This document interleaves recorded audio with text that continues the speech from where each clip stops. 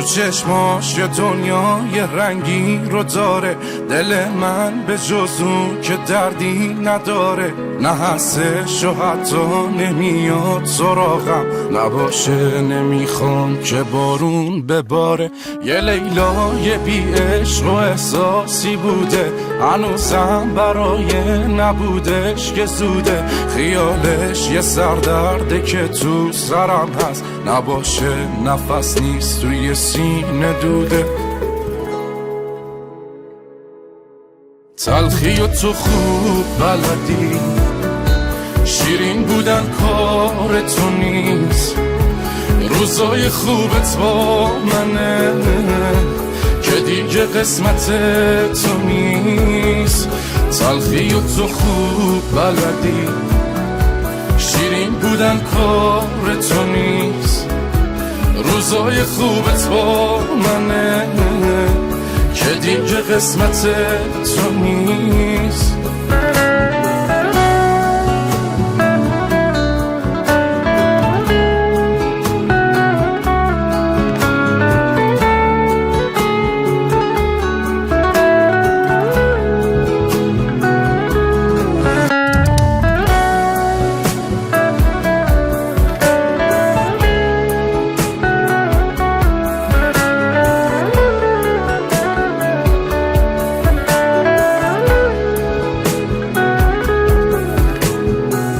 من دیوونه رو تو دیوونه کردی، قبلا درمون الان دردی. دورا دور بدون دلم هوا تو داره، منم و قلبی که بی کس و کاره.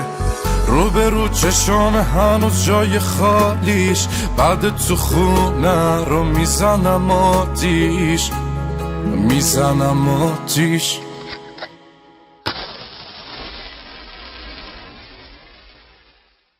تلخی و تو خوب بلدی، شیرین بودن کار تو نیست.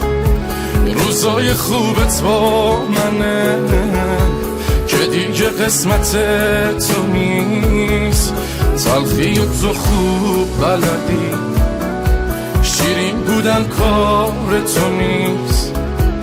روزای خوبت با منه که دیگه قسمت تو نیست.